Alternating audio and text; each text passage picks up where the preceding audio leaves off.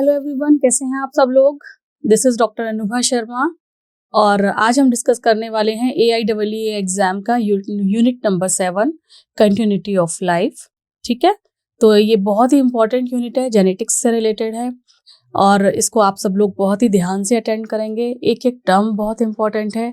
सो बिल्कुल कॉन्सेंट्रेशन के साथ बैठिए और आज का ये टॉपिक हम लोग अब शुरू करते हैं। ठीक है, let's begin. Yes. So this is unit 7 continuity of life. इसमें इनिशियल स्लाइड्स में we will going to discuss about the hereditary and variation. ठीक है, हेरिडिटरी एंड वेरिएशन के बारे में हम लोग डिस्कस करने वाले हैं। ये जितना भी मैंने हाईलाइट किया हुआ है पॉइंट, ये सारा का सारा आज हम डिस्कस करने वाले हैं। इसके अलावा in this unit we will also discuss about the genes, packaging of hereditary material, extra nuclear genes, what is viral genes, what is linkage. ठीक है, लिंकेज क्या होता है, sex determination, sex linkage, genetic material, its replication, gene expression, what about the molecular basis of differentiation. So these are the topics जो unit number 7 में आपके included हैं। वो सारे के सारे 1 बाय 1 हम लोग इस यूनिट के अंदर डिस्कस करेंगे। तो सबसे पहले आज हम ये वाला टॉपिक डिस्कस करने वाले हैं, hereditary and variation. Okay, so before start the detail about this particular topic, we must understand certain जो important हेडिंग्स हैं उनकी नॉलेज, वो क्यों, एक कुछ टर्म्स हैं जो हम बार बार इस पर्टिकुलर यूनिट में यूज़ करेंगे, तो उन टर्म्स के बारे में हमें पता होना चाहिए कि वो टर्म, कौन सा टर्म किस पर्टिकुलर चीज़ को डिफाइन कर रहा है। ठीक है, तो सबसे पहले हम उन टर्म्स को देखते हैं। सो फर्स्ट ऑफ ऑल आता है जेनेटिक्स। ठीक है, तो जेनेटिक्स क्या होती है? Genetics is mainly deal with the inheritance, means passing one character from one generation to another generation. Parental character कोई भी अगर है फादर से, मदर से, जो उसकी प्रोजेनी में आ रहा है, तो वो क्यों आ रहा है, किस लिए आ रहा है, इज देयर सर्टेन फैक्टर्स, तो वो फैक्टर्स कौन से हैं, इन सारी की सारी चीज़ों के बारे में जहाँ डिस्कस किया जाता है, बायोलॉजी की जिस साइंस में डिस्कस किया जाता है, that is known as genetics. ठीक है, so this genetics deals with the inheritance as well as variation of character.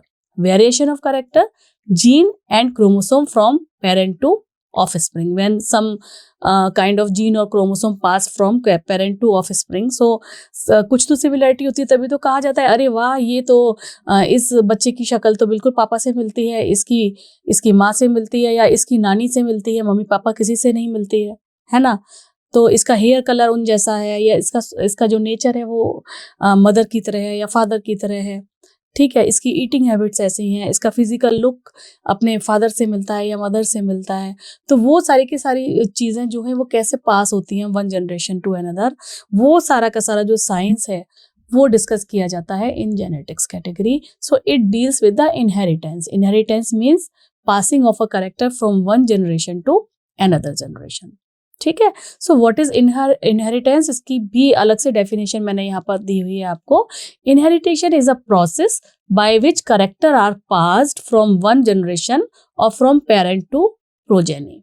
Okay, तो जब कोई करेक्टर अपने पेरेंट से प्रोजेनी में पास होता है उसको इनहेरिटेंस कहते हैं। सो it is the basis of hereditary. कहते हैं ना कि इसको हेरिडिटरी में हमें ये चीज़ मिली हुई है।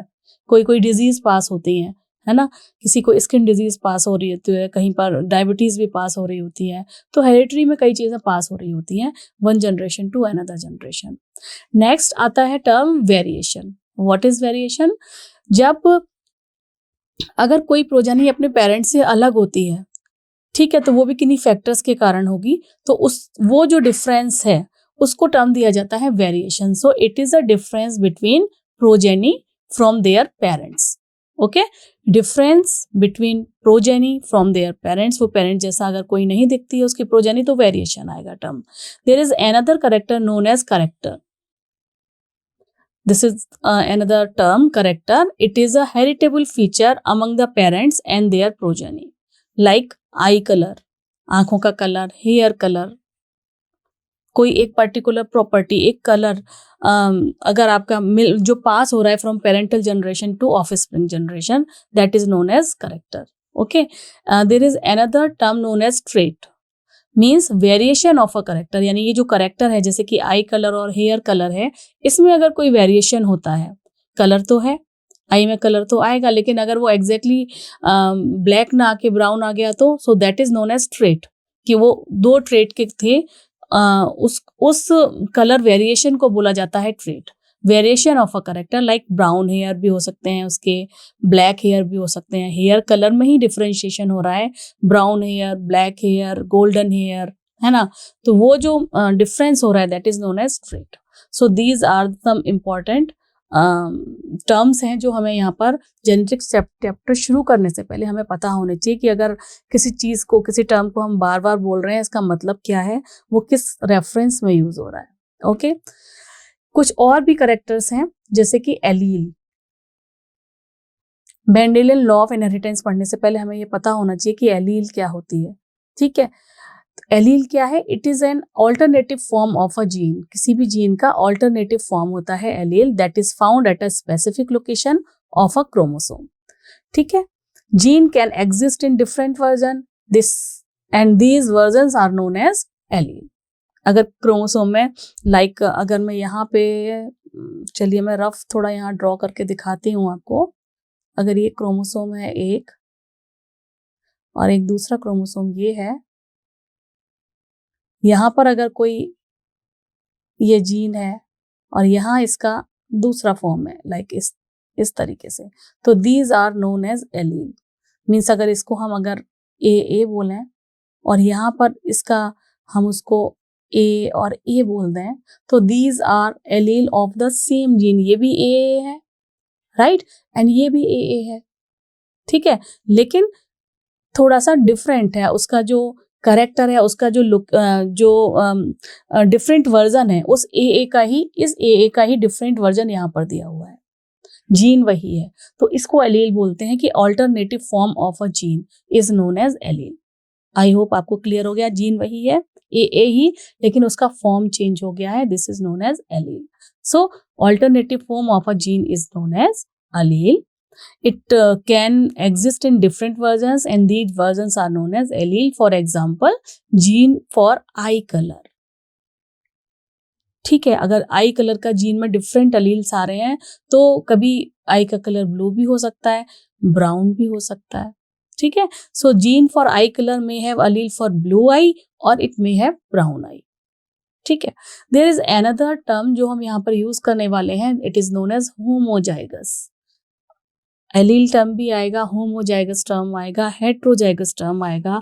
तो ये किस रेफरेंस में बोला जा रहा है वो हमें पहले समझ लेना चाहिए.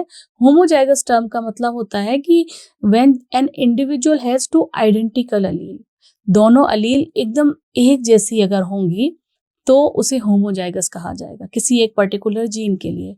यानी यहाँ पे और यहाँ पे दोनों पे अगर कैपिटल ए ही है, ठीक है, तो ये होमोजाइगस जीन कहलाएगा, होमोजाइगस अलील कहलाएंगी, और ये जो जीन है वो होमोजाइगस कहलाएगा क्योंकि वो एकदम सेम सिचुएशन में है जीन, उसमें कोई भी वर्जन नहीं है. ठीक है, अब होमोजाइगस डोमिनेंट भी हो सकते हैं, होमोजाइगस रिसेसिव भी हो सकते हैं. डोमिनेंट मीन्स जो करेक्टर फिनोटाइपिकली हमारे दिखाई दे, यानी जो हमें दिखाई दे, जो हमारा लाइक स्किन का कलर है, जो हमारे को नेकेड आइट से दिखाई दे कि हाँ इसका स्किन का कलर ब्राउन है, इस बंदे का स्किन का कलर वाइट है, हेयर के कलर ब्राउन है, वाइट है, ब्राउन वाइट. आजकल तो बहुत सारे ब्लॉन्ड कलर भी आ गए हैं, मगर वो तो केमिकल के थ्रू हम लोग करवाते हैं. लेकिन जो नेचुरली किसी का कलर, अगर हेयर कलर डिफरेंट है या कर्ली हेयर है, किसी के स्ट्रेट हैं, तो वो फिनोटाइपिकली हमको दिख रहे हैं ना, तो वो अगर दिख रहे हैं तो वो होमोजाइगस डोमिनेंट बोला जाता है. और इस केस में जो दोनों डोमिनेंट एलील होंगे उनको टी, अगर हम हाइट की बात करें तो कैपिटल टी के फॉर्म में कह सकते हैं. जैसे यहाँ पे मैं ये जो मैंने यहाँ पे लिखा, अगर ये दोनों एक से हैं, ये अलील और ये अलील एक से हैं, तो मैं इसको टी और टी ऐसे बोलूंगी. ये भी टी फॉर्म में है, ये भी टी फॉर्म में है.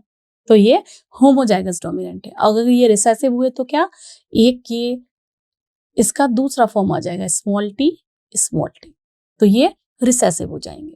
ठीक है, होमोजाइगस डोमिनेंट में 2 डोमिनेंट एलील्स यानी कि कैपिटल टी वाली अगर हाइट की बात हो जाएगी तो, और होमोजाइगस रिसेसिव का क्या मतलब हुआ कि दोनों कैरेक्टर रिसेसिव हैं, यानी कि वो दिख नहीं रहे हैं, वो उतना डोमिनेट नहीं कर पा रहे हैं।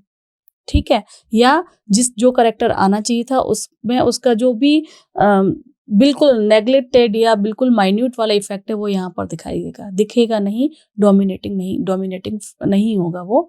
तो that time we can use small T. यहाँ पर ये जो टी मैंने एग्जाम्पल में लिया है, दिस इज फॉर हाइट। ठीक है, okay. Another term is heterozygous. Homozygous में सेम टाइप के अलील होंगे, या तो वो डोमिनेटिंग होंगे या तो वो रिसेसिव होंगे। हेट्रोजाइगस अपने आप में बता रहा है कि उस इंडिविजुअल में दोनों तरीके का एक एक जीन होगा, 2 डिफरेंट अलील होंगे फॉर अ पर्टिकुलर जीन। ठीक है, जैसे कि अब हमने ये बना दिया, दूसरा क्रोमोसोम बना दिया, यहाँ पर एक जीन लगा हुआ है, यहाँ पे एक जीन लगा हुआ है, तो अगर हम उसे इस तरीके से डिनोट करें, हाइट के लिए डिनोट करें, तो यहाँ पर टी अगर है तो ये हेट्रोजाइगस कंडीशन है, यानी कि इसमें कैपिटल टी भी है, स्मॉल टी भी है, यहाँ पर भी टी हो सकता है। और अगर हम एक मोनो करेक्टर की बात करें, एक ही करेक्टर को लेकर चल रहे हैं, तो हम यहाँ पर टी बता देंगे, यहाँ स्मॉल टी बता देंगे। तो ये जो करेक्ट सिचुएशन हो रही है इसको हम हेट्रोजाइगस कहते हैं। ठीक है, when an individual has 2 different allele for a particular gene. In this case, one allele is dominating. In this case, this T is dominating, while another is recessive. Small t is recessive. ये यहाँ पर recessive हो जाती है और ये यहाँ पर dominant हो जाती है।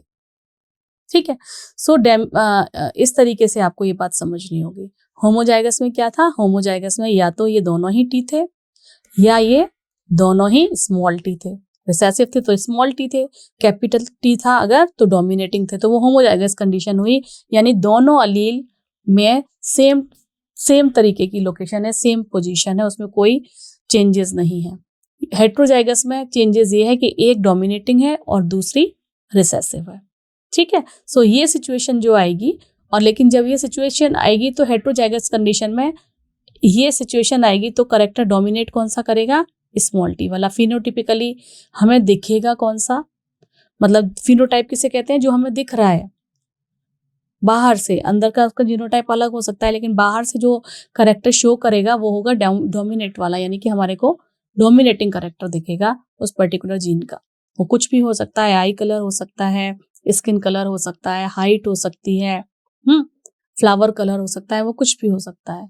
So in this case one allele is dominating and other is recessive. The dominant allele typically determine the phenotype, while the recessive allele is masked. Recessive allele नहीं है, allele है, that is masked, वो छुप जाती है। ठीक है, और जबकि डोमिनेटिंग करेक्टर जो है वो हमारे को दिखाई देता है। आई होप ये सारे टर्म आपको क्लियर हो गए। एलील क्या होता है, होमोजाइगस टर्म क्या होता है, होमोजाइगस डोमिनेंट क्या है, होमोजाइगस रिसेसिवनेस क्या है, हेट्रोजाइगस टर्म किस लिए है, और हेट्रोजाइगस किस कंसेप्ट में किन चीज़ों के लिए यूज किया जाता है। ठीक है, चलिए अब वही जो मैंने आपको अभी बताया है उनकी कुछ डेफिनेशंस फिर से लिखी हुई हैं, उनको एक बार हम लोग रीड कर लेते हैं तो बिल्कुल आपको अच्छे से समझ में आ जाएंगी। फर्स्ट जो टर्म है दैट इज डोमिनेटिंग करेक्टर और dominant character. A dominant character refers to a trait or character that is expressed when at least one copy of dominant allele is present in the genotype.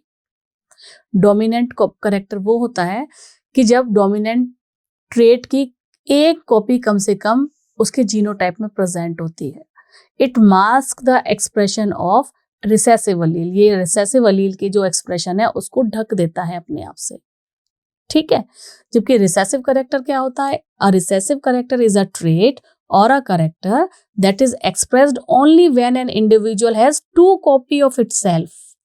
किसी individual में जब इसकी 2 copy होंगी, इस तरीके की situation होगी, तभी ये अपने आप को शो कर पाएगा। अगर ये डोमिनेट करेक्टर के साथ इस तरीके की सिचुएशन में है तो ये मास्क हो जाता है because of the presence of dominate character. ठीक है, ये छुप जाता है। तो ये कब दिखाई देगा? When an individual has two copy of the recessive allele. ठीक है, if a dominate character is present it will mask and the expression of recessive allele we can not see it. ठीक है, हम देख ही नहीं पाएंगे because of the presence of dominate allele. एक टर्म है फिनोटाइप। मैं आपको काफी देर से फिनोटाइप बोल रही हूँ, वही यहाँ पर प्रॉपरली डेफिनेशन दी हुई है। अ phenotype is a observable physical और बायोकेमिकल करेक्टर, जिसे हम ऑब्जर्व कर पाए, हम नेकेड आई से देख पाए। ठीक है, so it is a character which is observable physical और biochemical character of an organism resulting from the interaction of its genotype with the environment.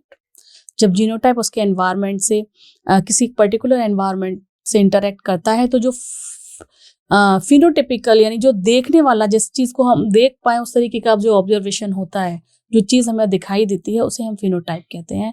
It include traits such as eye colour, हम देख सकते हैं eye का colour blue है, white है, black है ना, स्काई ब्लू है, क्या है कलर, है ना। देख सकते हैं हाइट, वो भी हम देख सकते हैं जो ऑब्जर्व हो सकते हैं। And other visible features like height हो गया, फ्लावर कलर हो गया, लीफ कलर हो गया, स्किन कलर हो गया, दीज ऑल आर फिनोटाइप। ठीक है, okay. Next is genotype. What is genotype? Genotype is a genetic makeup of an organism. उस ऑर्गेनिज्म के अंदर जेनेटिकली क्या सिचुएशन है, उसका जेनेटिक मेकअप क्या है, that is known as genotype. It represent the specific combination of allele present for a particular trait or set of trait। एक particular trait और set of trait के लिए होता है। It is the set of genes of an organism। ये genotype में situation ये भी हो सकती है, जीनोटाइप में सिचुएशन ये भी हो सकती है, जीनोटाइप में सिचुएशन ये भी हो सकती है ना। तो है, मगर वो जीनोटाइप तो हम देख नहीं पा रहे हैं, हम तो देख पा रहे हैं उसका जो आउटकम है फिनोटिपिकली। तो जो देख पाएंगे वो फिनोटाइप टाइप है, लेकिन जो जेनेटिक मेकअप है वो ये है या ये है या ये है, this is known as genotype, genetic makeup of an organism. ठीक है, what is hybrid? A hybrid refer to an organism that has parent of different species और डिफरेंट वेराइटी और डिफरेंट जीनोटाइप। हाइब्रिड यानी कि एक ऐसा ऑर्गेनिज्म जिसमें या तो डिफरेंट स्पीशीज से मिलकर बना हुआ है, या उस डिफरेंट वैरायटी से मिलकर बना हुआ है, या उसका जो जीनोटाइप है वो डिफरेंट है, ठीक है, अपने पेरेंट्स से, that is known as hybrid. In genetics a hybrid is often used to describe an individual that is heterozygous for a particular trait. किसी एक ट्रेट के लिए अगर कोई इंडिविजुअल जेनेटिक्स में जो हम बात कर रहे हैं, अगर हेट्रोजाइगस सिचुएशन है उसकी, यानी कि उसमें तो डिफरेंट अलील पाए जाते हैं, तो उसे हम हाइब्रिड सिचुएशन कहते हैं। लाइक अगर इस तरीके की सिचुएशन है तो इसे हम हाइब्रिड कहते हैं। ये ना तो प्योरली डोमिनेंट है, अगर डबल टी होते तो प्योरली डोमिनेंट होता, या प्योरली स्मॉल टी होता तो रिसेसिव करेक्टर होता। अगर इसमें एक कैपिटल टी और एक स्मॉल टी है तो ये हेट्रोजाइगस ट्रेट हो गया, तो इसको यहाँ पर जेनेटिक्स में बोला जाएगा हाइब्रिड। ठीक है, okay. Now Mendel law of inheritance. Mendel ने, जॉर्ज मेंडल है, इन्हें फादर ऑफ जेनेटिक्स भी कहा जाता है, आपको पता है इनको क्या कहा जाता है? Father of genetics. इन्होंने एक्सपेरिमेंट काफ़ी किए थे और इन्होंने बहुत अच्छे रूल्स बनाए, जिससे काफ़ी सारी चीज़ें उस टाइम पर 1856 से लेकर 1863 तक इन्होंने 7 साल तक एक्सपेरिमेंट किए थे। किस पर? पी प्लांट पर किए थे, पाइसम सटाइवम, जिसका बॉटनिकल नेम है पाइसम सटाइवम, गार्डन पी जो होती है उसके ऊपर एक्सपेरिमेंट करने के बाद इन्होंने कई सारे रूल बनाए कि कैसे एक trait one generation to another pass होता है, कैसे करेक्टर एक दूसरे से लिंक्ड हैं, कौन से करेक्टर एक दूसरे से लिंक्ड नहीं हैं। उसके लिए इन्होंने लगातार 7 साल तक एक्सपेरिमेंट्स किए थे और उन्होंने चूज किया था गार्डन पी को अपने एक्सपेरिमेंट्स के लिए, और फिर उन्होंने अपने रूल बनाए थे। लेकिन यहाँ क्वेश्चन उठता है कि उन्होंने गार्डन पी को ही क्यों चूज किया था, और भी किसी प्लांट को चूज कर सकते थे। तो उसका रीजन ये है कि एक तो गार्डन पी जो है इसकी लाइफ स्पाइन शॉर्ट है, तो हम कई जनरेशन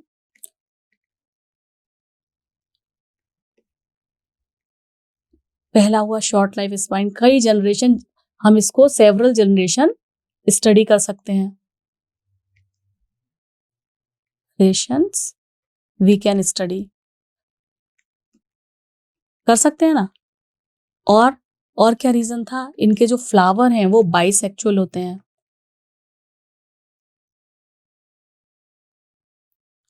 बाइसेक्चुअल फ्लावर से क्या होगा कि उसमें वो सेल्फ पॉलिनेशन भी हो जाएगा और ये क्रॉस पॉलिनेशन को मतलब रोक भी सकते हैं, इसके फ्लावर बंद भी होते हैं।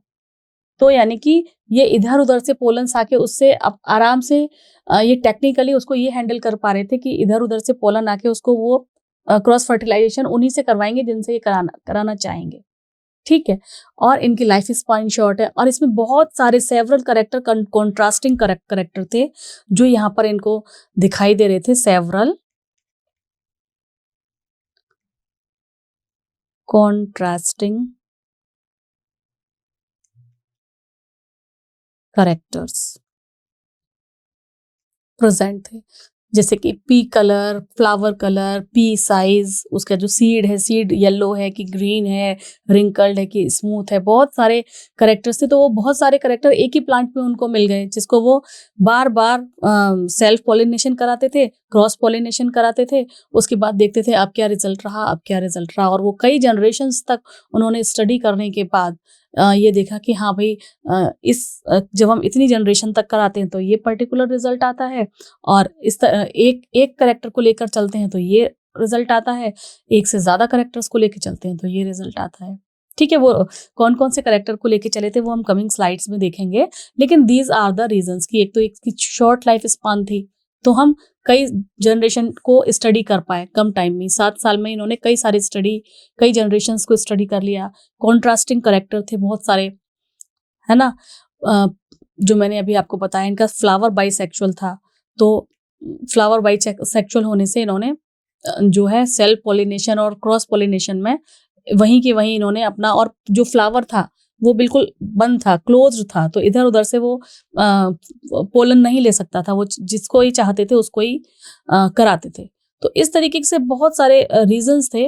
और अच्छा, को डोमिनेंस नहीं था जो इनके ऊपर, को डोमिनेंस एब्सेंट था, को डोमिनेंस एब्सेंट, मतलब कुछ करेक्टर्स ऐसे होते हैं जो एक दूसरे के ऊपर को डोमिनेंट करते हैं, वो वाला जो फैक्टर था वो पी प्लांट में उनको दिखा नहीं था। तो अगर उस टाइम पर दिख जाता तो ये परेशान हो सकते थे उस टाइम पर। तो ये भी एक बहुत बड़ा फैक्टर था कि ये यहाँ पर नहीं था। तो इस तरीके के देयर इज अ लिस्ट, 5-6 चीजें हैं जिसको ध्यान में रखने के बाद ही इन्होंने चूज किया कि हम पी प्लांट को लेंगे अपने एक्सपेरिमेंट के लिए। ठीक है। और इन्हें फादर ऑफ जेनेटिक्स कहा जाता है, ये तो आपको पता ही है, क्योंकि इन्होंने बहुत ही अच्छे अच्छे रूल्स बनाए थे जिन्हें हम आज तक समझते हैं, फॉलो करते हैं। कुछ फैक्टर्स इन्होंने बताए, कैसे कुछ factors one generation to another generation pass होते हैं, जिसे आज की डेट में हम लोग जीन्स का नाम देते हैं, है ना। तो उन्होंने, अच्छा देखिए, ये जो मैं आपको बता रही थी कि बहुत सारे कॉन्ट्रास्टिंग करेक्टर इनको एक ही प्लांट में मिल गए थे, जो पॉसिबल नहीं था हर एक जगह प्लांट में मिलना, इसलिए इन्होंने पी प्लांट को चूज किया था।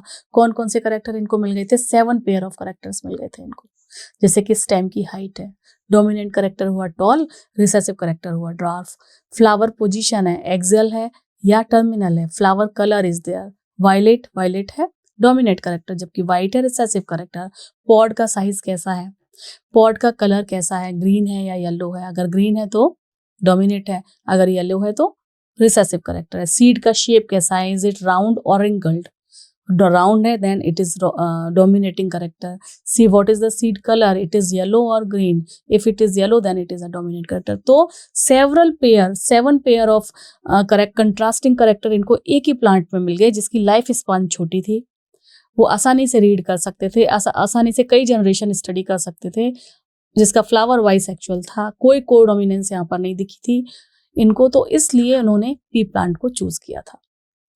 तो मेंडल लॉ ऑफ इनहेरिटेंस सबसे पहले हम करने जा रहे हैं, जिसमें कुछ टर्म आएंगे, जैसे selection of 2 P plant with contrasting character. इन्होंने क्या किया, 2 पी प्लांट को लिया और उनको सेलेक्ट किया जिनके अंदर दोनों कंट्रास्टिंग करेक्टर हैं। इमेस्कुलेशन, इमेस्कुलेशन यानी removal of anther of one plant, एक प्लांट का एंथर हटा दिया ताकि उसका सेल्फ पॉलिनेशन रुक जाए, और ये फीमेल प्लांट होता था। सेल्फ पॉलिनेशन रुक जाएगा तो फिर वो आराम से, सेल्फ पॉलिनेशन नहीं होगा तो दूसरे के पोलन लाके उस पर झाड़ेंगे, और जब झाड़ देंगे तो फिर उनका स्पेसिफिक उन्हें पता होगा मैंने कौन से पोलन्स डाले हैं, तो वो क्रॉस पोलिनेशन करा के उसका रिजल्ट देखते थे। ठीक है, तो इमॉस्कुलेशन क्या होता है? Removal of anther of one plant to avoid self pollination. Pollination then collection of pollen grains from male plant and transfer it to the female plant. इन्होंने क्या किया? दूसरे मेल प्लांट से कलेक्शन किया और फिर ट्रांसफर कर दिया फीमेल प्लांट पर। कलेक्शन एंड जर्मिनेशन, फिर after that collection and germination of the seed, जो सीड बने उनको कलेक्ट किया एंड देन जर्मिनेट किया टू प्रोड्यूस द ऑफस्प्रिंग। की किस तरीके की ऑफस्प्रिंग बनी है? तो सबसे पहले उन्होंने क्या किया? सिलेक्शन किया of 2 P plant with contrasting character, mainly height, एक था जो लंबा था और एक था जो ड्वार्फ था। 2 कैरेक्टर, मतलब एक ही कैरेक्टर लिया, एक कैरेक्टर लिया कंट्रास्टिंग, एक प्लांट लंबा और दूसरा प्लांट छोटा। ठीक है, emasculation then done means removal of anther from one plant, that is your female plant, and then pollination, यानी pollen grains they collected pollen from the male plant और उसको उनको female plant में उन्होंने डाल दिया, and then collection and germination of the seed to produce offspring. So इस case में क्या हुआ? जब उन्होंने एक ही कैरेक्टर लिया है तो इसको बोला गया monohybrid cross, when a cross involving 2 plants differing in one character. जैसे कि ये जो प्लांट है ये टॉल है, पी प्लांट ही है ये, दूसरा है जो ड्वार्फ है यानी कि छोटा है, ये भी पी प्लांट है, पर इसका जो हाइट का कैरेक्टर है वो कॉन्ट्रास्टिंग है, राइट।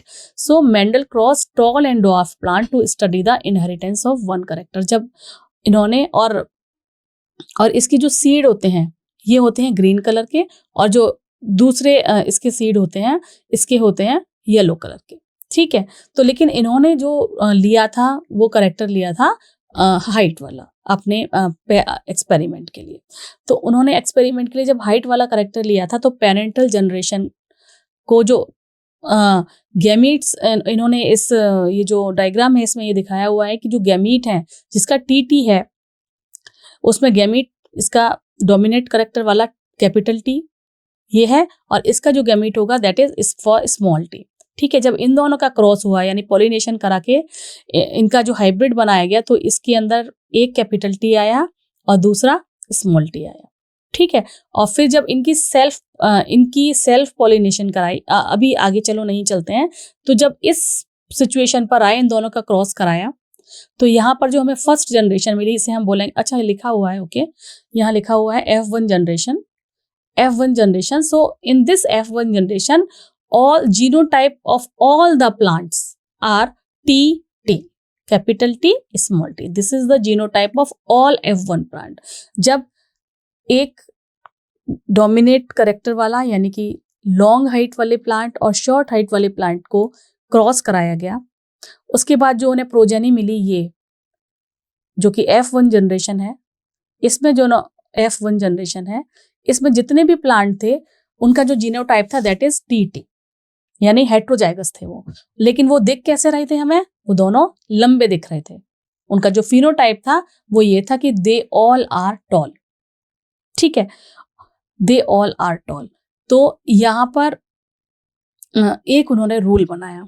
जब उन्होंने ये देखा तो उन्होंने ये रूल बनाया कि मोनोहाइब्रिड क्रॉस में जब फिनोटिपिक जो वो होता है, फिनोटाइप जो होते हैं वो सारे के सारे हमारे को कैसे दिखाई देते हैं? डोमिनेट कैरेक्टर वाले दिखाई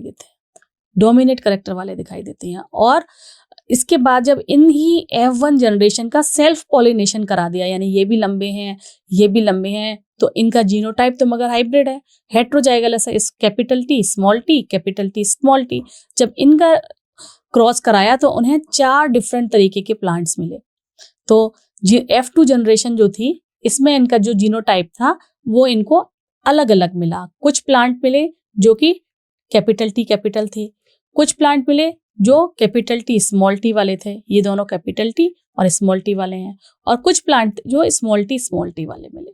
ठीक है, तो जीनोटाइप इनका क्या हुआ? इनका जीनोटाइप हुआ 1:2, ये कितने हैं? 2:1।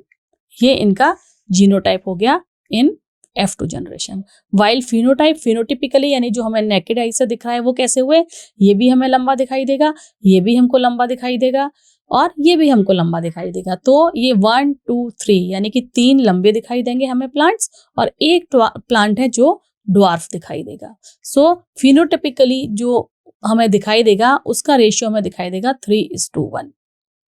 ठीक है, इतनी बात आपको समझ में आ रही है। इनहेरिटेंस ऑफ वन कैरेक्टर में क्या हो रहा है, parental generation of contrasting character लिए और उन दोनों का मीटिंग कराया। मीटिंग कराने के बाद जो हमें F1 जनरेशन में प्लांट्स मिले, जितने भी प्रोजेनी थे, उसका जो जीनोटाइप था that is T and T, capital T small t means heterozygous था। तो फिनोटिपिकली वो प्लांट सारे कैसे दिख रहे थे, लंबे दिख रहे थे। ठीक है, कैपिटल T स्मॉल t वाले, कैपिटल T स्मॉल t वाले। व्हेन इन दोनों का जब मीटिंग कराई गई तो हमें F2 जनरेशन में अलग अलग तरीके के प्लांट्स मिले, जिसमें कुछ प्लांट्स थे जो लंबे थे, कुछ थे जो फिनोटिपिकली तो 3 लंबे दिख रहे थे, ठीक है, और एक छोटा दिख रहा था। तो 3:1 का रेशियो आ गया। लेकिन अगर जीनोटाइप उनका देखा गया तो एक कुछ थे जो ट्रू डोमिनेंट करेक्टर वाले थे, कुछ थे हेट्रोजाइगस थे, कुछ रिसेसिव करेक्टर वाले थे। तो जीनोटिपिकली उनका जो रेशियो आया दैट इज 1:2:1।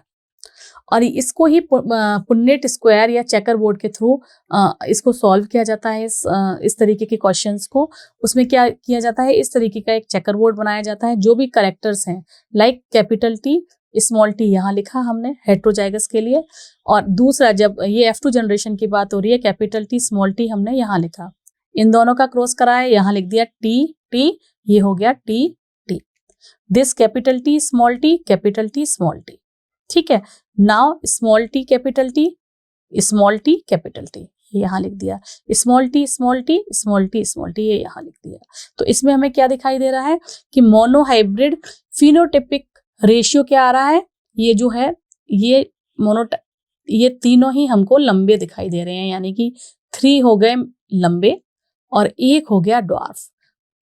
ठीक है, सो मोनोहाइब्रिड फिनोटिपिक रेशियो इसका आ गया टॉल इज टू ड्वार्फ का 3:1।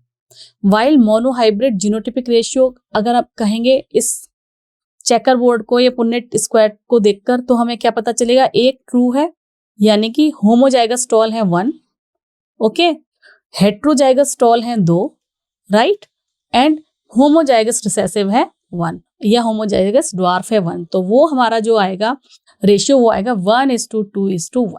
इस तरीके से ये वाली इस तरीके के जो क्वेश्चंस आते हैं उनको सॉल्व किया जाता है। तो वही यहाँ पर लिखा हुआ है जो अभी हमने किया कि from Punnett square it is easily seen that 1/4 of the random fertilization lead to TT यानी capital T half lead to capital T small t and 1/4 lead to small t। Though the F1 have genotype of capital T small t, यानी कि F1 में हमें पता है सारे heterozygous थे, दिख रहे थे वो फिनोटिपिकली लॉन्ग, लेकिन वो उनका जो जीनोटाइप था वो था ये वाला हेट्रोजाइगस डोमिनेंट वाला। ठीक है, F2 जनरेशन में क्या हुआ कि 3/4 प्लांट हमारे को फिनोटिपिकली लंबे दिखाई दिए और जबकि बाकी हमारे को छोटे दिखाई दिए। लेकिन जब हमने उनका जीनोटाइप देखा तो पता चला कि रेशियो हमारा आ रहा है 1:2:1। ठीक है, सो मेंडल इसी को देखकर मेंडल ने कुछ रूल्स बनाए। जो पहला रूल था उन्होंने बनाया लॉ ऑफ डोमिनेंस की, जो डोमिनेंट करेक्टर है वो अपने आप को वो रिसेसिव करेक्टर को मास्क कर देता है, छुपा देता है इन F1 जनरेशन। लेकिन जब हम सेकेंड जनरेशन में आते हैं तो वो जो करेक्टर छुप गया था वो अपने आप को सेग्रीगेट कर लेता है फ्रॉम दैट डोमिनेट करेक्टर। ठीक है, तो ये इन्होंने रूल्स बनाए थे मेंडल साहब ने उस टाइम पर। ठीक है, so Mendel made similar observation for other pair of trait too. अभी तो इन्होंने हाइट के साथ किया, फिर इन्होंने फ्लावर कलर के साथ किया, पॉट कलर के साथ किया, अलग जो ट्रेट थे जो अभी मैंने आपको टेबल दिखाई उनके साथ भी इन्होंने देखा। फिर उन्होंने अपनी ऑब्जर्वेशन के आधार पर ये जो मोनो हाइब्रिड क्रॉस था उस पर उन्होंने ये बताया कि कुछ फैक्टर्स हैं जो अपने माता पिता से, अपने पेरेंट्स से ऑफस्प्रिंग में पास होते हैं और उन फैक्टर्स को ही आज की डेट में हम लोग जीन कहते हैं। ठीक है, उन्हें ये दिख गया था कि कुछ तो फैक्टर्स हैं जो one generation to another generation pass हो रहे हैं, उस टाइम उन्होंने फैक्टर्स टर्म कहा, और उन्हीं फैक्टर्स को आज की डेट में हम लोग जीन्स कहते हैं. So today these rules are known as principle of law, principle और लॉज ऑफ इनहेरिटेंस. ठीक है, तो फर्स्ट लॉ ऑफ इनहेरिटेंस क्या है? This is law of dominance. Second law is law of segregation. ठीक है, तो ये जो हमारे को मिला 1:2:1, यानी TT:2 सेग्रीगेशन वाले में जो हमें दिखा TT:2 capital T small t and small t, इसको मैथमेटिकली भी सॉल्व किया जा सकता है इस वाली इक्वेशन से, जो बाइनोमियल एक्सप्रेशंस होते हैं ax + by का square.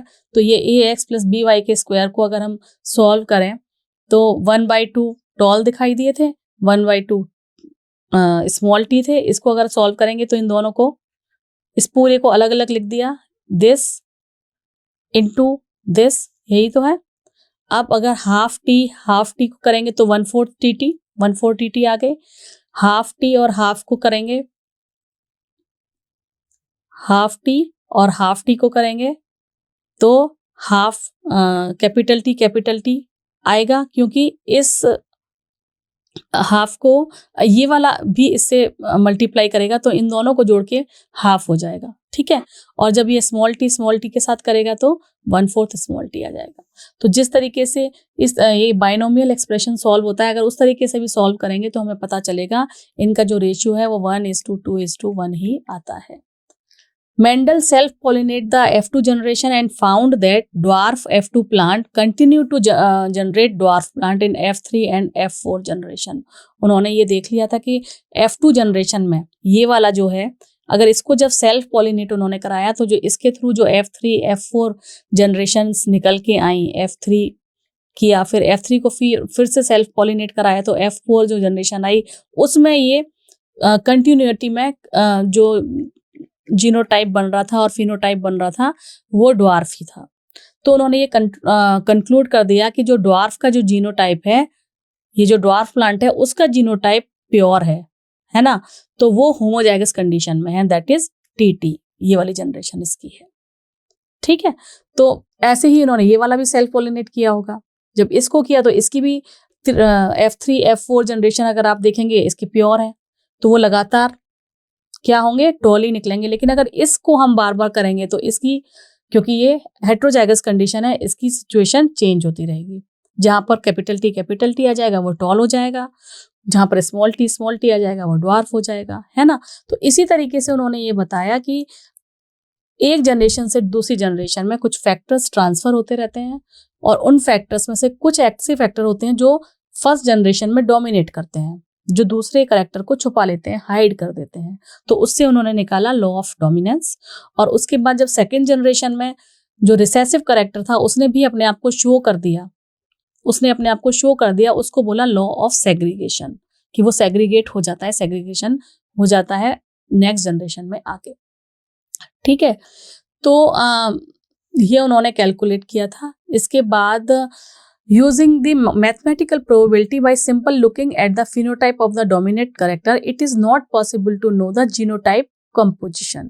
That is, for example, whether a tall plant from F1 or F2 has TT or TT composition. ये predict नहीं कर पा रहे थे वो. Therefore, to determine the genotype of tall plant, अच्छा रिसेसिव का तो उन्होंने एक जनरेशन से नेक्स्ट जनरेशन किया तो उन्हें पता चल गया ये तो प्योर है. लेकिन जो टॉल हमें एक्स्ट्रा बाकी जो टॉल दिख रहे हैं उनका जीनोटाइप क्या है, क्या वो कैपिटल T पोजीशन वाला है या वो अभी भी हेट्रोजाइगस वाला है, उसको देखने के लिए उन्होंने मेंडल ने क्या किया, मेंडल ने टेस्ट क्रॉस किया. टेस्ट क्रॉस का क्या मतलब हुआ कि उन्होंने Mendel cross the tall plant from F2 with the dwarf plant. F2 generation का जो टॉल प्लांट था उसको ड्वार्फ प्लांट के साथ उन्होंने क्रॉस किया, जिसको बोला जाता है टेस्ट क्रॉस. ये देखने के लिए कि ये डोमिनेटिंग है या ये रिसेसिव कैरेक्टर वाला है, ये जो हमें टॉल दिख रहा है वो हेट्रोजाइगस पोजीशन वाला है या होमोजाइगस पोजीशन वाला है. So in a typical test cross an organism, यहाँ पर तो प्लांट की ही बात हो रही है ना. तो इन अ typical test cross, an organism showing a dominant phenotype is crossed with the recessive parent. Dominant phenotype को, फिनोटिपिकली जो डोमिनेंट दिख रहा है उसको रिसेसिव प्लांट के साथ सेल्फ क्रॉस किया जाता है, यानी कि जो फिनोटिपिकली हमें दिख रहा है ये भी हमें टॉली दिखेगा, ठीक है, और इसको रिसेसिव करेक्टर वाले के साथ क्रॉस किया जाएगा अगर, ठीक है। तो जो प्रोजनी निकल के आएगी उसको बोला जाता है, इस तरीके के टेस्ट को बोला जाता है टेस्ट क्रॉस, ठीक है, जब हमें जीनोटाइप डिसाइड करना होता है। The progeny of such a cross can easily be analyzed and predicted the genotype of the test organism. Typical test cross when violet color flower is dominant over the white flower color. अभी यहाँ पर दूसरा इन्होंने character ले लिया है, यहाँ मैंने आपको टॉल हाइट का बता दिया, यहाँ पर इन्होंने कलर लिया फ्लावर कलर। वायलेट है, वायलेट कलर हमने लिस्ट में देखा था, इट इज डोमिनेटिंग, और जो व्हाइट कलर है ये क्या होता है, रिसेसिव करेक्टर होता है। तो वायलेट कलर को लिया हुआ है कैपिटल डब्ल्यू से और व्हाइट कलर को लिया हुआ है स्मॉल डब्ल्यू से, ठीक है। तो ये जो एक प्लांट दिख रहा है टेस्ट क्रॉस में, ये जो एक प्लांट दिख रहा है ये दिख रहा है हमें पर्पल वायलेट कलर का दिख रहा है, लेकिन इसका जो जीनोटाइप, फिनोटाइप तो इसका हमें दिख रहा है डोमिनेटिंग है, लेकिन इसका जीनोटाइप क्या है ये क्वेश्चन बनता है। इसका जीनोटाइप WW है, यानी कि ये डोमिनेटिंग करेक्टर वाला है, या फिर ये हाइब्रिड है, या हेट्रोजाइगस पोजीशन में है, यानी कि कैपिटल W स्मॉल w वाला है। तो ये देखने के लिए क्या किया जाएगा, ये जो फिनोटाइपिकली डोमिनेंट दिख रहा है इसको क्रॉस किया जाएगा होमोजाइगस रिसेसिव के साथ। यही तो हमने पढ़ा था अभी कि टेस्ट क्रॉस क्या होता है। टेस्ट क्रॉस क्या होता है? टेस्ट क्रॉस होता है when an organism which is showing dominating phenotype is crossed with the recessive parent। ठीक है, सेल्फ रिसेसिव पेरेंट के साथ जब उसका क्रॉस किया जाएगा तो किस तरीके की जनरेशन आएगी उससे हमें ये पता चल जाएगा, क्योंकि एक तो हमें पता है रिसेसिव है, तो दूसरा क्या होगा वो डिपेंड करेगा कि किस तरीके की प्रोजेनी हमें मिलेंगी। तो हम बता पाएंगे कि ये जो हमें दिख रहा है ये डोमिनेटिंग करेक्टर वाला है, होमोजाइगस फॉर्म में है या हेट्रोजाइगस फॉर्म है, ठीक है। तो इस केस में देखिए यहाँ पर व्हाइट फ्लावर जो कि रिसेसिव करेक्टर है को क्रॉस किया गया है with the dominating phenotype of flower. तो ये this is capital W okay. अगर ये कैपिटल W है तो अगर ये वाली सिचुएशन है, यानी कि हम कह रहे हैं ये होमोजाइगस है, होमोजाइगस डोमिनेटिंग करेक्टर है, तो रिसेसिव के साथ जब क्रॉस इन्होंने किया तो capital W small w, capital W small w, okay, capital W small w, okay, capital W small w, ये रहा कैपिटल W स्मॉल w। तो जो हमारे को ट्रेड्स दिखाई देंगे वो सारे के सारे फ्लावर कैसे हुए, वायलेट दिखाई दे रहे हैं, ठीक है। तो हमें इससे क्या पता चल रहा है, हमें इससे पता चल रहा है कि ये जो अननोन फ्लावर है ये होमोजाइगस है, क्योंकि यहाँ पर हम पता नहीं लगा पा रहे हैं। अब इसी को दूसरा क्रॉस करते हैं, ठीक है, यहाँ से तो ये पता चल गया होमोजाइगस है। अब अगर ये हेट्रोजाइगस पोजीशन में है तो क्या होगा, यहाँ पर स्मॉल कैपिटल W होगा, यहाँ स्मॉल w होगा, और ये तो स्मॉल w वाला है ही, तो capital W small w, okay, यहाँ पर तो मास्क कर जाएगा कलर, यहाँ पर again capital W small w, यहाँ पर भी मास्क कर देगा ये रिसेसिव करेक्टर को, तो वायलेट आ गया। लेकिन जब इसका स्मॉल w इसके स्मॉल w के साथ मीटिंग करेगा तो we will get white coloured flower, यानी small w, again this small w crossed with this small w, then again we will get white coloured plant. तो हमें यहाँ से पता हो जाएगा ओहो ये होमोजाइगस नहीं है, क्योंकि जब इसने रिसेसिव के साथ किया तो व्हाइट कलर ने अपने आप को सेग्रीगेट कर लिया, जब वो होमोजाइगस कंडीशन में आया तो उसने अपने आप को शो कर दिया। तो यानी कि हाफ जो फ्लावर हैं वो हमारे को वायलेट दिखाई दिए, 1:1 का यहाँ पर रेशियो आ गया, और हाफ हमारे को रिसेसिव वाले दिखाई देंगे। तो इससे यहाँ से पता चला कि ये जो अननोन फ्लावर है जिसको क्वेश्चन मार्क लगा हुआ है वो एक्चुअली हेट्रोजाइगस है और उसकी condition capital W small w वाली है, जो फिनोटिपिकली हमारे को कैसा दिखाई दे रहा है, पर्पल दिखाई दे रहा है, यानी कि डोमिनेट करेक्टर ने इसको छुपा दिया है, ठीक है। और ये कब पता चला, जब इस प्रोजेनी को अपने पेरेंट वाले रिसेसिव करेक्टर वाले के साथ हम लोग क्या करते हैं, क्रॉस कराते हैं, तब ये वाली बात पता चल जाती है। इसको कहा जाता है test cross. This thing is known as test cross. So based off his observation on monohybrid cross, Mendel proposed two general rules to consolidate his understanding of inheritance in monohybrid cross. These rules are called principle or laws of inheritance. तो पहला तो मैंने already बता दिया है, लेकिन फिर से हम एक बार और अच्छे से यहाँ लिखा हुआ है देख लेते हैं. पहला है law of dominance, means character are controlled by discrete unit. कोई भी करेक्टर है वो एक किस पर्टिकुलर डिस्क्रीट यूनिट के साथ कंट्रोल होता है, that is known age factor. उन्होंने यहाँ पर फैक्टर टर्म दिया था. This factor occur in pair. ये फैक्टर जो है वो पेयर में रहते हैं, ठीक है, क्योंकि वो देखिए यहाँ पे जो फैक्टर थे वो सेग्रीगेट हो गए थे ना, इसलिए फैक्टर पेयर में रहते हैं. जब वो एक साथ रहेंगे तो बड़ा वाला जो डोमिनेटिंग करेक्टर है वो मास्क कर लेता है दूसरे को, और जब वो सेग्रीगेट हो जाता है तो वो अपने आप को शो कर देता है.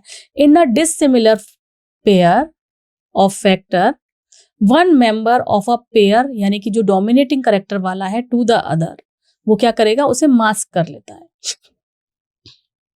एक जो है वो डोमिनेट कर जाता है डिसिमिलर पोजीशन में, ठीक है. The law of dominance is used to explain the expression of only one of the parental character in a monohybrid cross in F1 generation. केवल एक जो डोमिनेट करेक्टर है वो मोनोहाइब्रिड क्रॉस में ऊपर दिखाई देता है, एंड वो जो दोनों करेक्टर हैं वो के दोनों एक्सप्रेस होते हैं इन F2 जनरेशन. जो अभी हमने चार्ट देखा था उसमें हमारे को पता चला, चेकर बोर्ड जो बनाया था, कि जो दोनों हैं वो F2 जनरेशन में हमको दिखाई देते हैं. It also explain the proportion of 3:1 obtain at the F2 में हमें 3:1 का रेशियो क्यों मिलता है. इसीलिए मिलता है क्योंकि वो जो रिसेसिव करेक्टर था वो सेकंड जनरेशन में आके अपने आप को एक्सप्रेस कर पाता है. फर्स्ट जनरेशन में तो डोमिनेट करेक्टर वाला उसको हाइड कर देता है, ठीक है. This is known as law of dominance when the character are controlled by a discrete units known as factors. Second is your law of segregation. This law is based on the fact that the allele do not show any blending and both the character are recovered as such in the F2 generation. Or though one of these character is not seen in F1 generation, इनमें से एक character F1 generation में नहीं दिखता है क्योंकि वो mask कर लिया गया था, है ना, तो वो सेग्रीगेट हो जाता है इन F2 generation. This is known as law of segregation. Though the parent contain two allele during gamete formation, the factor or allele of a pair segregate from each other such that the gamete receive only one of the two factors. Of course, a homozygous parent produce all gametes that are similar, while heterozygous one produce two kind of gametes. Heterozygous वाले जो हैं वो दो तरीके के gametes बनाते हैं. In each one allele with equal proportion. यानी homozygous जो parent हैं वो बनाएंगे सारे एक से, ऐसे, है ना. और जबकि heterozygous की कंडीशन ये होती है कि वो दो तरीके के gametes बनाएंगे. वो ये वाले gametes भी बना सकते हैं और वो ये वाले गैमेट्स भी बना सकते हैं.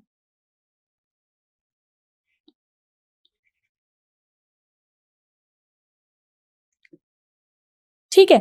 तो जो सेकेंड जनरेशन में आके जो फर्स्ट जनरेशन में F1 जनरेशन में मास्क कर लिया गया था डोमिनेटिंग फैक्टर के द्वारा, वो दोबारा दिखाई देने लगता है, तो वो इसे बोलते हैं लॉ ऑफ सेग्रीगेशन.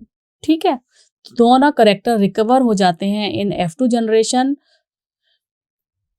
जो कि F1 जनरेशन में नहीं दिखाई दे रहे थे. This is known as law of segregation. अब कुछ ऐसी भी कुछ रूल्स थे, कुछ ऐसे भी करेक्टर्स दिखाई दिए जो कि जिनको कहा जाता है नॉन मेंडेलियन इनहेरिटेंस, जिन्होंने मेंडल के इनहेरिटेंस का के अकॉर्डिंग वो नहीं चल रहे थे, यानी कि इनमें इनकम्प्लीट डोमिनेंस थी. नॉर्मली हमने क्या पढ़ा था कि अगर दो करेक्टर लिए जा रहे हैं तो उनमें से जो डोमिनेटिंग करेक्टर है वो क्रॉस होने पर प्रोजेनी में अपना इतना ज्यादा इन्फ्लुएंस दिखाता है कि जो रिसेसिव करेक्टर होता है वो दिखता ही नहीं है. लेकिन यहाँ पर इस एग्जाम्पल में हम लोग पढ़ने वाले हैं इनकम्प्लीट डोमिनेंस, यानी कि डोमिनेंट करेक्टर भी पूरी तरीके से अपने आप को इम्पोज नहीं कर पाता है, इनकम्प्लीटली वो डोमिनेंट हो पाता है. तो neither allele is completely dominate over the other, यानी कि कोई भी जो एलील है वो पूरी तरीके से अपने आप को डोमिनेट नहीं कर पाता है अदर में. जैसे कि यहाँ पर इन्होंने दो फ्लावर लिए, एक फ्लावर है जो कि व्हाइट कलर का है, दूसरा है जो कि रेड कलर का है। इसका जीनोटाइप है RR, इसका स्मॉल r स्मॉल r, इसका जीनोटाइप है small r small r। So this is your parental generation. जब इन दोनों के बीच में क्रॉस कराया तो अगर हम मेंडल के हिसाब से चलते तो हमारे को सारे के सारे प्लांट डोमिनेट करेक्टर वाले दिखने चाहिए थे, that is your red. But यहाँ इस केस में ऐसा नहीं हुआ। इस केस में क्या हुआ कि F1 जनरेशन में जो मेजोरिटी ऑफ प्लांट थे that is pink colour, it contains pink colour and their genotype is, although their genotype is heterozygous, यानी capital R small r, capital R small r, capital R small r, while some are जो pure small r वाले थे वो white दिखाई दिए।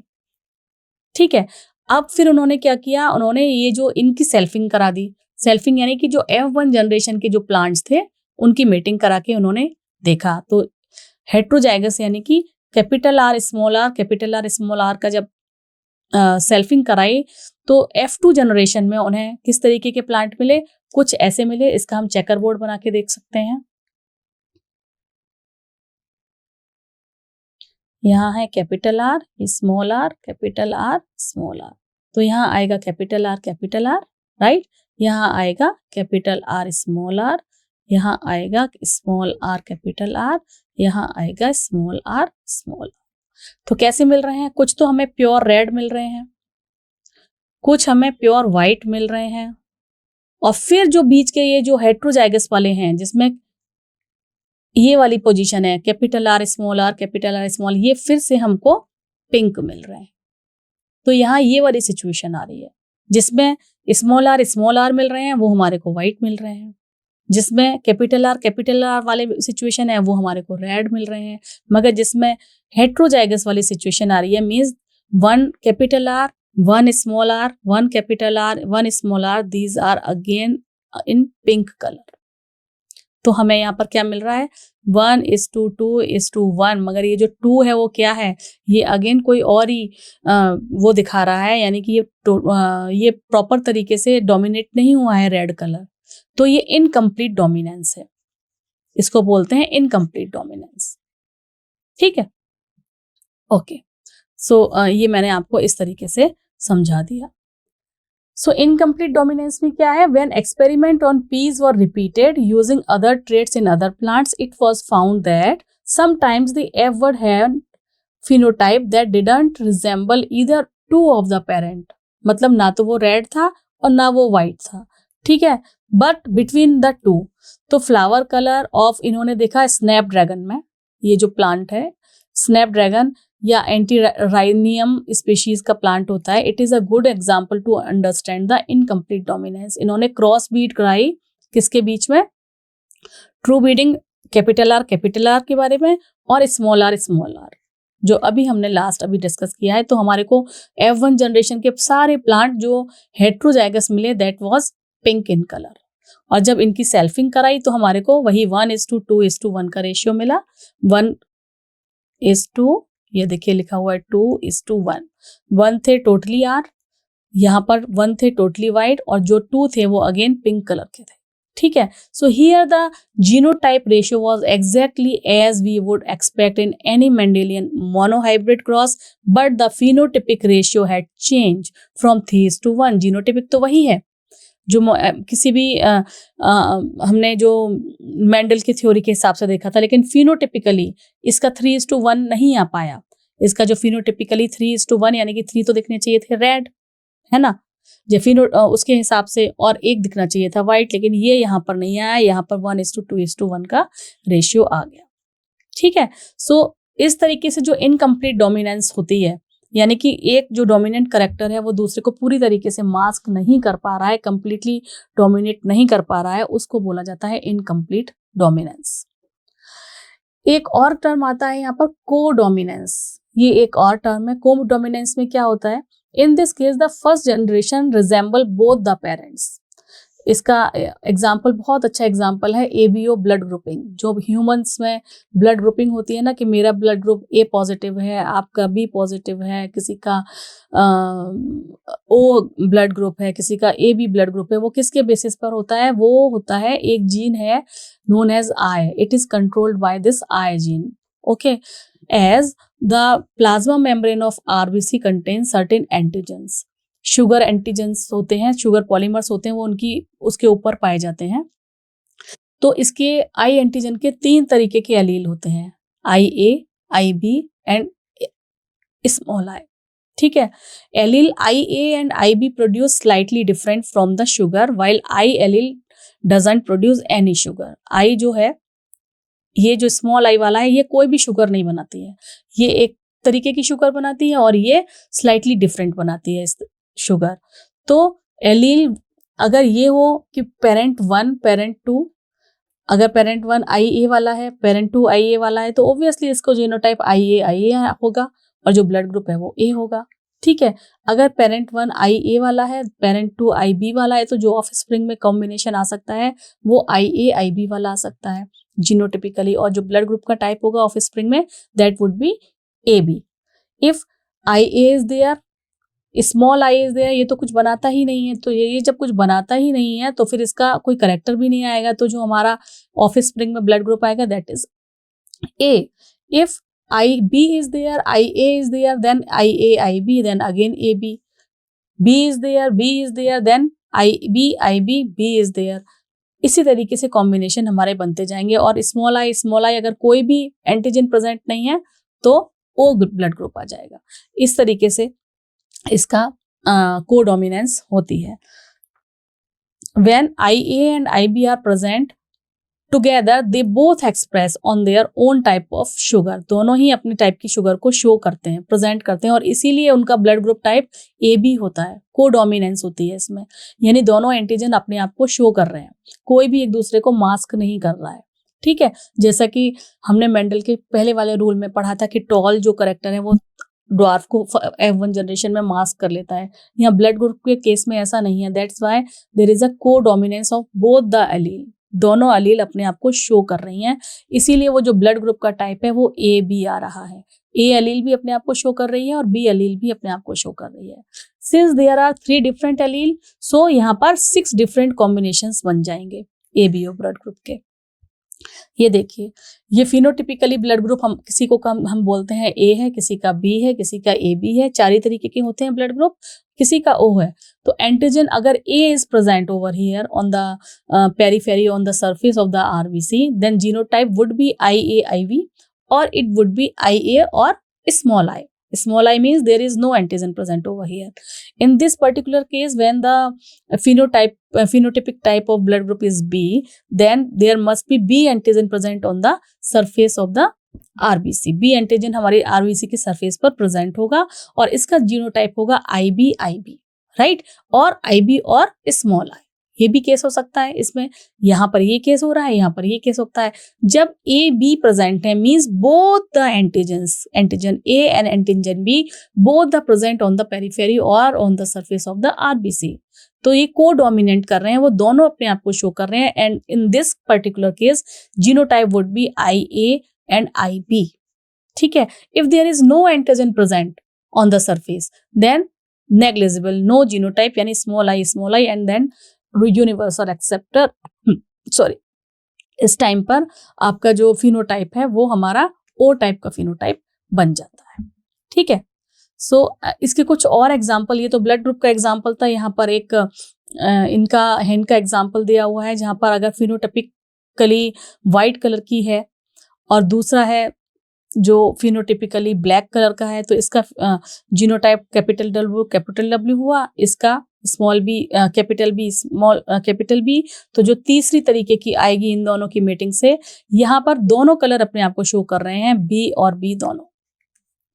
तो both the dominant allele are express together in a heterozygous individual, use 2 different capital letters to represent the allele. इनको अलग अलग लेटर से शो किया गया है, मगर ये दोनों ही जब अपने आप को दिखाई देते हैं that time we can use the term codominancy. Codominancy में दोनों एलील अपने आप को एक्सप्रेस करती हैं साथ में, कोई एक दूसरे को मास्क नहीं करता है।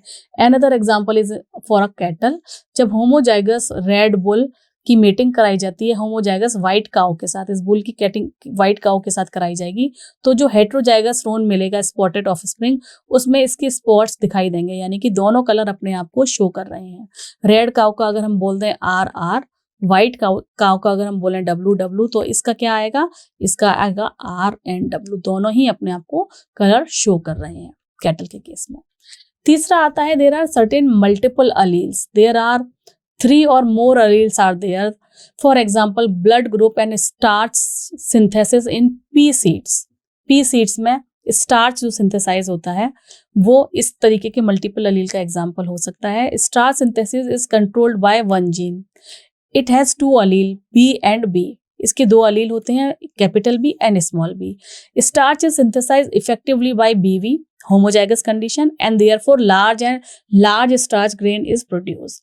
जब ये homozygous condition होगी डोमिनेट वाले की तो लार्ज स्टार ग्रेन्स प्रोड्यूस होते हैं, जबकि स्मॉल बी वाली कंडीशन में लेसर एफिशिएंसी वाला स्टार्च प्रोड्यूस होता है और ये स्मॉल ग्रेन्स होते हैं छोटे वाले।